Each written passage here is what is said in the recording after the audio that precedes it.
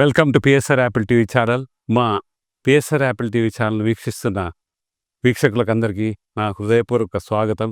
ఈరోజు ముఖ్యాంశాలతో మీకోసం Prasad Allamaraju. All India Muslim personal law board की जानिब से पूरे मुल्क में वक्फ तरमीमी क़ानून के ख़िलाफ़ एहतजाजी जलसे मुनक़्क़द किए जा रहे हैं और हमारा एक ही मुतालबा है कि मरकज़ी हुकूमत को इस मुल्क के हमारे मुल्क के वज़ीर आज़म को और उनकी हुकूमत को इस काले क़ानून को वापस लेना है जो हमारे आइन और संविधान के फंडामेंटल राइट्स के ख़िलाफ़ बनाया गया है। और हम अपने मुल्क के हमारे हिंदू भाई बहनों से, सिख भाई बहनों से और दीगर मज़ाहिब के मानने वाले तमाम अफराद से कहना चाहते हैं कि हमारा ये एहतजाज किसी मज़हब के ख़िलाफ़ नहीं है। हमारा एहतजाज इसलिए है कि हम ये बताना चाहते हैं कि हम अपने मज़हब के तरीक़े से और अपने मज़हब के बताए हुए रास्ते के तहत हम अपनी ज़िंदगी को गुजारना चाहते हैं। और जैसा कि आपने अभी सुना मौजूद उलमा इकराम के बसीरत व फ़रोज़ ख़िताबात के ज़रिए कि वफ़ मुसलमानों के लिए एक इबादत है।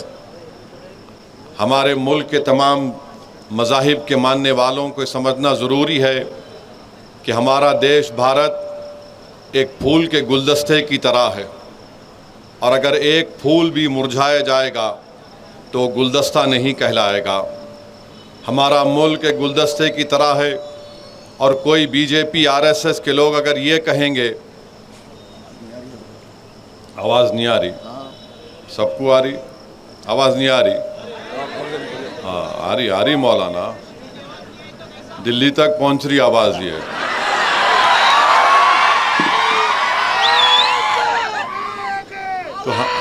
तो सुनो, बीजेपी आरएसएस ये कहना चाहती है कि गुलाब का फूल है तो आरएसएस और मोदी बोल रहे नहीं, गुलाब की खुशबू नहीं निकालना, तुम चमेली की खुशबू निकालना। चमेली का फूल है तो आरएसएस बोल रही कि नहीं, तुम चमेली नहीं, तुम गुलाब की तरह बन जाओ। ये तो नहीं हो सकता है ना। ये मुल्क एक गुलदस्ता है, यहाँ पर जितने फूल हैं अगर वो अच्छे रहेंगे तो मुल्क विकसित भारत बनेगा।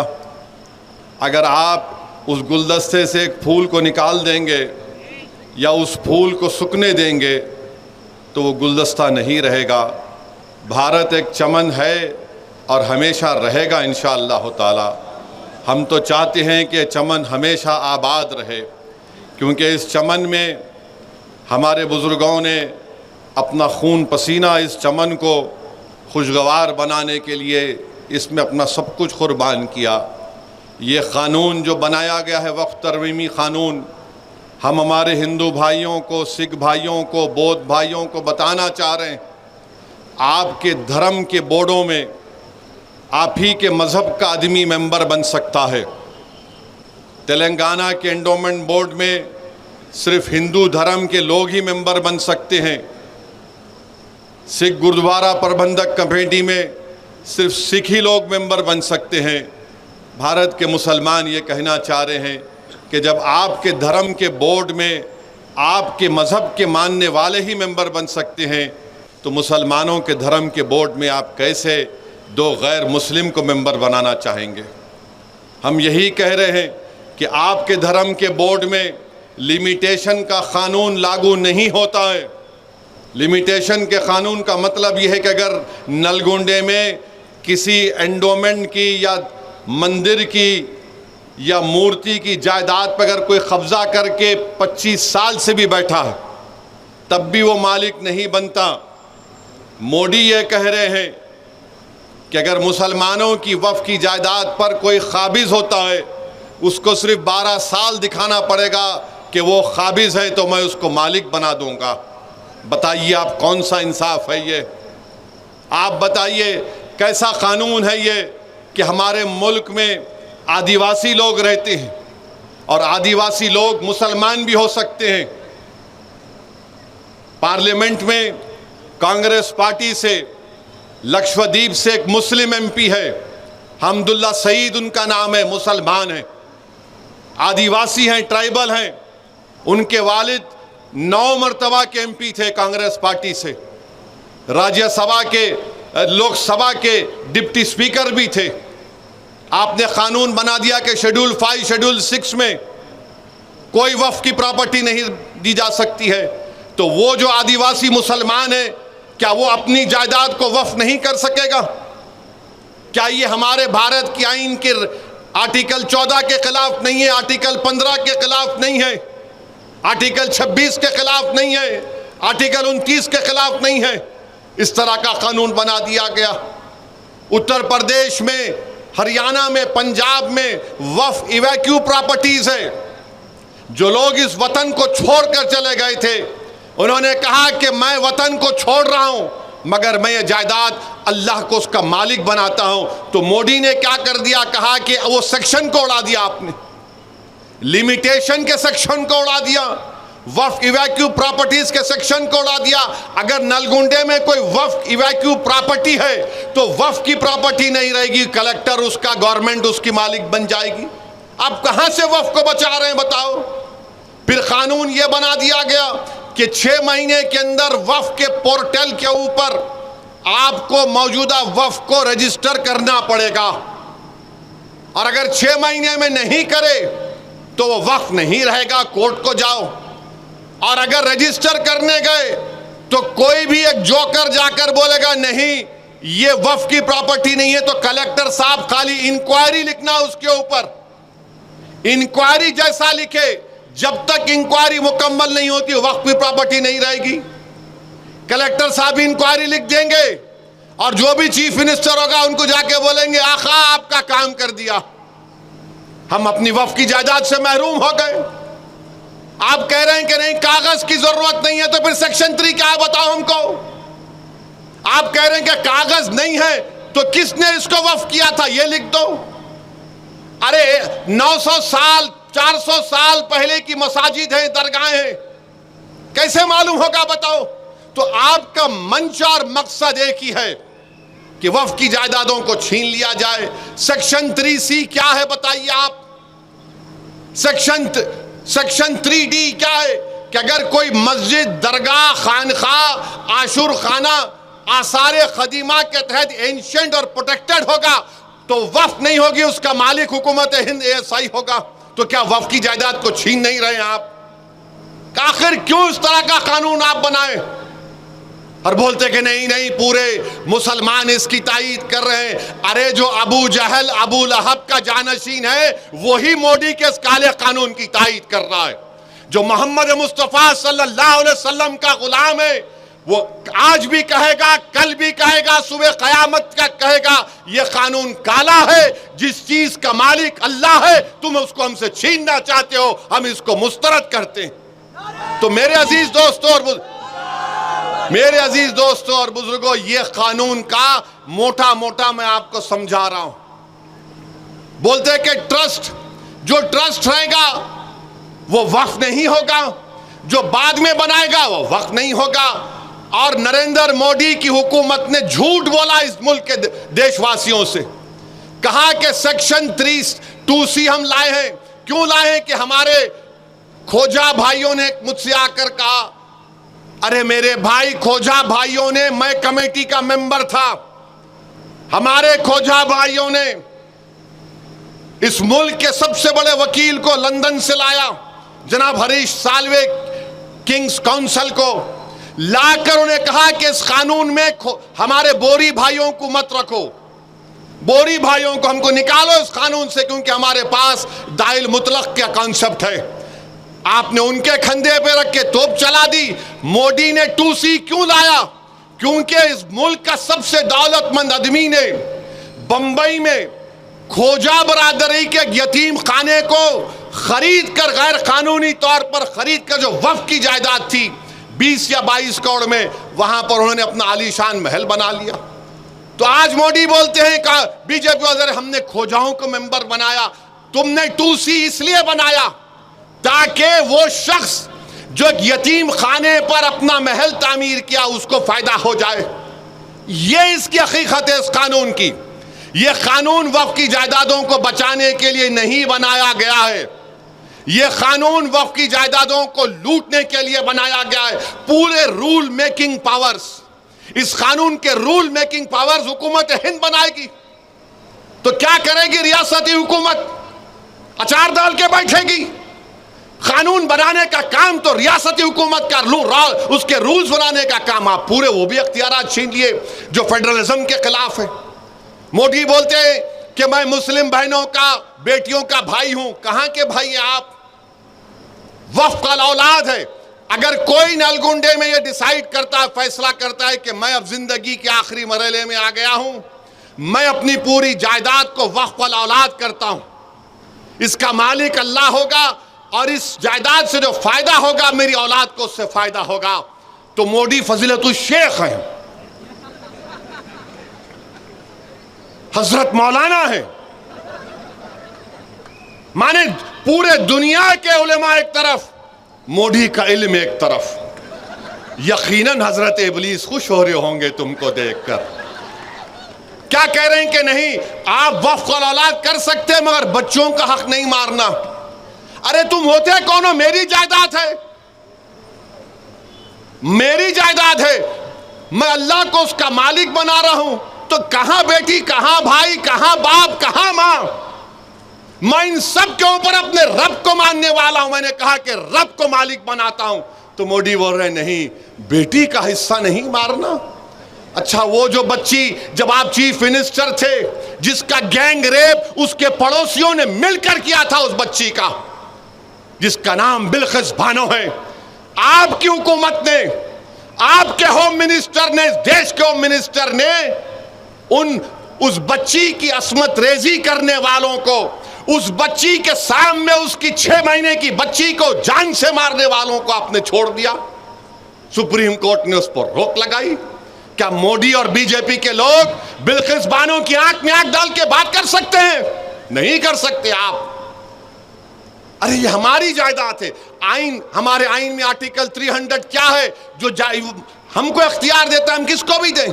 हमारे हिंदू भाई जानते हैं, अगर हमारे हिंदू भाइयों के पास सेल्फ एक्वायर्ड प्रॉपर्टी होगी तो वो अपनी किसी भी, अगर 2 औलाद है तो एक को पूरी जायदाद दे सकते हैं, या उनको भी नहीं दे के मोहल्ले में किसी को दे सकते हैं विल पावर के जरिए। तो विल पावर आपके पास, और हम अपनी जायदाद को अल्लाह को मालिक नहीं बना सकते। यह कानून मोदी हुकूमत ने बनाया है तो वक्फ को बर्बाद करने के लिए बनाया है। तो आपको और हमको इत्तेहाद को अपने मजबूत रखना है, मुत्तहिद रहना है। All India Muslim personal board जो भी प्रोग्राम देगा हम उस पर अमल करें और इंशाअल्लाह ताला हमारा एहतजाज जारी रहेगा। कानून को वापस लेना पड़ेगा। हम एहतजाज को खत्म नहीं करने वाले हैं इंशाअल्लाह ताला।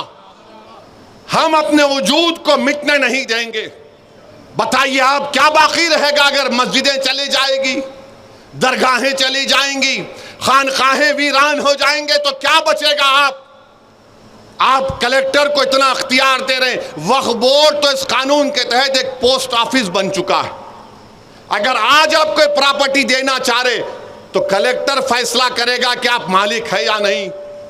बताइए फिर क्या रहेगा? इसीलिए मेरे अजीज दोस्तों और बुजुर्गों, ये काला कानून है, इसके खिलाफ एहतजाज करना है। और फिर आप जानते हैं कि बीजेपी की सरकार उत्तराखंड में यूनिफॉर्म सिविल कोड का एक बिल लाए हैं, कानून बना दिए वहां पे। अच्छा, ये कैसा कानून है? आप कानून उत्तराखंड में क्या लेकर आए? उसमें आपने एक एक्सेप्शन दे दिया। क्या एक्सेप्शन दिया आपने? कि हिंदू अनडिवाइडेड फैमिली पर यह कानून लागू नहीं होगा, आदिवासियों पर यह कानून लागू नहीं होगा। क्यों नहीं होगा भाई? कैसे नहीं होगा बताओ? हिंदू अनडिवाइडेड फैमिली पे कानून लागू नहीं होगा? अरे क्या कोई हिंदू अपनी शादी मुसलमानों के तरीके से कर सकता है? नहीं कर सकता। क्या एक मुसलमान हमारे को हिंदू भाई बहनों के तरीके से शादी कर सकता है? नहीं कर सकता है। आपका कानून के तहत आप अपनी जिंदगी और अपनी शादी और अपनी मौत के तरीकों को अपनाएंगे। अपनी जायदाद के बंटवारे को तरीका अपनाएंगे। मैं अपने तरीके से मुसलमान हूं, मगर मोदी बोलते नहीं। फिर आप एक्सेप्शन देते हैं उसमें कि हिंदू अनडिवाइडेड फैमिली पर उत्तराखंड में आप बताइए, अगर मैं तलाक देना चाह रहा हूं तो मैं अपने तरीके से दूंगा। मोदी बोल रहे नहीं, तलाक इस तरीके से देना जैसा मैं बता रहा हूं। अरे भाई ये तो बताओ भाभी कहां है फिर? मैं उनको नहीं बोल रहा हूं, मैं बोल रहा हूं आपको। मैं आज तकरीर के आखिर में बोलूंगा भाभी का मतलब क्या, अभी नहीं। मौलाना बैठे हुए हैं। उत्तराखंड का यूसीसी दफा 25 की खिलाफ वर्जी करता है। क्या हमारी शादी हमारे मजहब से अलग है क्या, बताओ आप? अच्छा, कोई मजहब के मुताबिक नहीं करना चाह रहा, जाओ, स्पेशल मैरिज एक्ट है, स्पेशल मैरिज एक्ट है। जायदाद आप इस्लामी तरीके से नहीं देना चाह रहे, इंडियन सक्सेशन एक्ट है, जाओ। एडॉप्शन करना चाह रहे आप, जाओ, एडॉप्शन एक्ट है, ये सेकुलर एक्ट है, उसको इस्तेमाल करो ना। यूसीसी तो इस मुल्क में 3 कानून है, मगर नहीं, आप उसको चेंज करना चाहते हैं। तो उत्तराखंड का यूसीसी आर्टिकल 25 के खुली खिलाफ वर्जी करता है। अच्छा, आर्टिकल 25 क्या बोलता है? हर एक को जमीर की आजादी है, जमीर की आजादी। कोई बोलेगा कि नहीं, मैं शादी नहीं करके, हम बालिग हैं, हम औरत और मर्द हैं, हमारा जमीर हमको कहता है हम शादी नहीं करेंगे, कानून इजाजत देता है। मेरा जमीर यह बोलता है कि तुम किसी गैर महरम को हाथ भी नहीं लगा सकते जब तक तुम निकाह नहीं करते, ये हमारा जमीर है। तो जमीर का एक हो सकता है किसी का, बताइए आप? नहीं हो सकता है। तो ये उन्होंने ये कर दिया।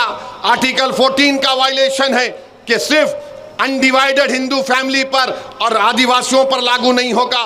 तो मेरे अजीज दोस्तों और बुजुर्गों, इसी उत्तराखंड में 170 मदरसों को सील कर दिया गया। क्यों सील किया गया? कि उनके पास रजिस्ट्रेशन नहीं है। और आपको जानकर तकलीफ होगी कि मदरसों को एस्टैब्लिश करना आइन के दफा 30 के तहत right to establish and administer की बात करता है। फिर उत्तर प्रदेश में 350 मजहबी मुकामात को, जिसमें मदरसे हैं, मस्जिदें हैं, मजार, ईदगाह हैं, उनकी निशानदेही कर दी गई और सीलिंग कर दिया गया या फिर उसको डेमोलिशन कर दिया जाएगा। मई 10 और 11 को 104 मदरसों को, एक मस्जिद को, ईदगाहों को ये कहे कर तोड़ दिया गया कि ये पब्लिक और किसी की जाती जमीन पर श्रावस्ती में बनाई गई है। तो मेरे अजीज दोस्तों और बुजुर्गों, ये हालात हैं। और फिर गुजरात में बीजेपी 1998 से पावर में है, 25 साल से पावर में। अहमदाबाद में, दानी लिमडा में, चंदोला, एक वहां पर एक तालाब है, 30-40 साल से गरीब लोग रहते हैं, मुसलमान और हिंदू मिलकर। आपको जानकर तकलीफ होगी कि 4000 से लेकर 8000 झोपड़ियों और घरों को तोड़ दिया गया। 4000 से 8000 झोपड़ी और घरों को तोड़ दिया गया। और क्या कहा गया कि यहां पर से बांग्लादेशी निकले हैं। अरे भाई, 25 साल से आप हुकूमत कर रहे हैं, आपने 1900-2000 लोगों को वहां से पुलिस ने उठाया, 90% लोगों को आपने छोड़ दिया कि भारत के नागरिक है। मगर आपने 4000, मीडिया के रिपोर्ट्स है, 4000 से लेकर 8000 के दरमियान झोपड़ी और घरों को तोड़ दिया। बताइए कहां जाएंगे ये गरीब? इस देश में गरीबों का क्या होगा? क्या गरीब अगर मुसलमान है, हिंदू है, दलित है, बैकवर्ड क्लास है, आज वो दलित रोड पर है, बांग्लादेशी क्या करना है? अच्छा, अगर बांग्लादेशी है तो फॉरेनर्स ट्राइब्यूनल क्यों है? 25 साल से आप हुकूमत में है। मैं पढ़ कर तकलीफ होती है कि उन पर क्या गुजर रही होगी। बहरहाल मेरे अजीज दोस्तों और बुजुर्गों, क्योंकि हमको सदर all India Muslim personal law board को भी सुनना है, मैं आखिर में सिर्फ आपसे यह भी कहूँगा कि आप मुत्तहिद रहिए, यकीनन अपने अपने मसलक पर रहिए, मगर याद रखिए निफाक, और अगर निफाक कोई पैदा करना चाहता है तो उनसे होशियार रहिए। मुझे मालूम हुआ कि नलगुंडे में बाज लोग ये उम्मीद कर रहे थे कि बारिश होगी तो जलसा नहीं होगा। प्यारे, बारिश नहीं हुई है। अब जो आवाम देख ली, अब तुम पे जब बारिश होंगी आवाम की तो जरा तैयार रहना वो बारिश के लिए भी। मेरे अजीज दोस्तों और बुजुर्गों, अपनी मस्जिदों की हिफाजत करिए, मस्जिदों को आबाद रखो, अपने खानखाहों को आबाद रखो, अपने दरगाहों को बचाओ, इबादत गाहों को बचाइए। और याद रखिए कि गज़ा में पिछले 2.5-3 महीने से कोई खाना गज़ा के फ़लस्तीनियों के पास नहीं है। 4,80,000 लोग भूखे हैं, जिसमें 70,000 बच्चे हैं और 17,000 हमारी बेटियां हैं। कोई खाना नहीं है उनके पास। वाह रे तहजीबी दुनिया, वाह ये मगरिबी दुनिया जो सारी दुनिया को दर्स देती है ह्यूमन राइट्स का। अरे तुमने उन गज़ा के फ़लस्तीनियों पर जो जुल्म का पहाड़ ढाया है, कभी तारीख तुमको माफ नहीं करेगी। और हमको यकीन है, हमारा ईमान, हमारा विजदान पुकार पुकार कर कह रहा है, अल्लाह रज़्ज़ाक़ है, अल्लाह जब्बार है, अल्लाह सत्तार है, अल्लाह गफ्फार है, अल्लाह लतीफ़ है। इंशाअल्लाह ताला अल्लाह इन्हीं को गालिब करेगा। इंशाअल्लाह ताला अल्लाह इन्हीं को गालिब करेगा। जो लोग आज मासूम बच्चे रो रो कर मर रहे हैं, जो हमारी बेटियां रातों में रो रो कर तड़प रही हैं खाने के लिए, अल्लाह से हमारी दुआ है कि परवरदिगार आप उन पर आसमानों से रहम फरमा दीजिए। मेरे अजीज दोस्तों और बुजुर्गों, और आखिर में मैंने कहा था कि भाभी के बारे में बोलूंगा। हजरत माफी चाहता हूं, जरा बाजू जा रहा हूं। अभी हमारे भोपाल के हमारे एमएलए साहब, मेरे छोटे भाई ने खत लिखे और खत में कहा कि ओवैसी साहब, आप हुकूमत के डेलीगेशन में जा रहे हैं हमारे मध्य प्रदेश में। वहाँ के एक वजीर ने हमारे भारतीय फौज की एक बेबाक हमारी बेटी के ताल्लुक से कोई अनाप शनाप बक दिया। आप ज़रा पूछ लीजिए गवर्नमेंट से, क्योंकि अगर आप इन ममालिक में जाएंगे तो आपसे सवाल होगा। पहले तो मैं कहना चाह रहा हूँ कि दुनिया में कोई ऐसा माइका लाल पैदा नहीं हुआ है जिसके सवाल का जवाब अल्लाह उसके रसूल के सदक़े में ओवैसी ना दे, तो मैं जवाब दे सकता हूं। दूसरा, ये आपके पार्टी के भी लोग जा रहे ना, हमसे ही पूछ रहे, और कोई बोल रहे नहीं आपके साथ वो बीजेपी का एमपी है, आप उसके साथ क्यों जा रहे? तो क्या पार्लियामेंट में हम नहीं बैठना उनके साथ? आप वोट डाले तो मेरे भाई मेरा हाल ऐसा हो गया कि गरीब की जोरू सबकी भाभी बनी हुई है। अब बोलते ना गरीब की जोरू सबकी भाभी, ऐसा लगता है इनको। बोलो अरे क्या मैं हूं, दिख गया तुम्हारे को? पूरे हैं ना इसमें, मगर अल्हम्दुलिल्लाह उनको इसलिए बोलते हैं कि उनको मालूम कि हाँ ये बेबाक तरीके से बोलता है, दिल से मानते हैं मगर जबान से इकरार नहीं करते, अलग बात है। दिल से मानते हैं कि हाँ ये बेबाक तरीके से बोल रहा है। बहरहाल हम हुकूमत से मुतालबा करते कि आपको इस काले कानून को वापस लेना है और 25 तारीख के दिन आपको क्या है, इंसानी जंजीर, ह्यूमन चेन ऐसा पकड़ के ठहरना, कट ऐसा टाइट पकड़ के पूरे ठहर जाना। बुजुर्ग, बड़े, बच्चे, अगर घर में हमारी बेटी भाभी बोली हाँ बोलते उनको भी ला लेना, छोड़ना नहीं दूसरों की तरह। ना ना ना, दूसरे कर दिए मगर आप नहीं करना। ये वफ़ का मामला है। मुत्तहिदा तौर पर अपने इस एहतजाज में शामिल होइए और इसको कामयाब करिए। वाखिर दावा अल्हम्दुलिल्लाहि रब्बिल आलमीन।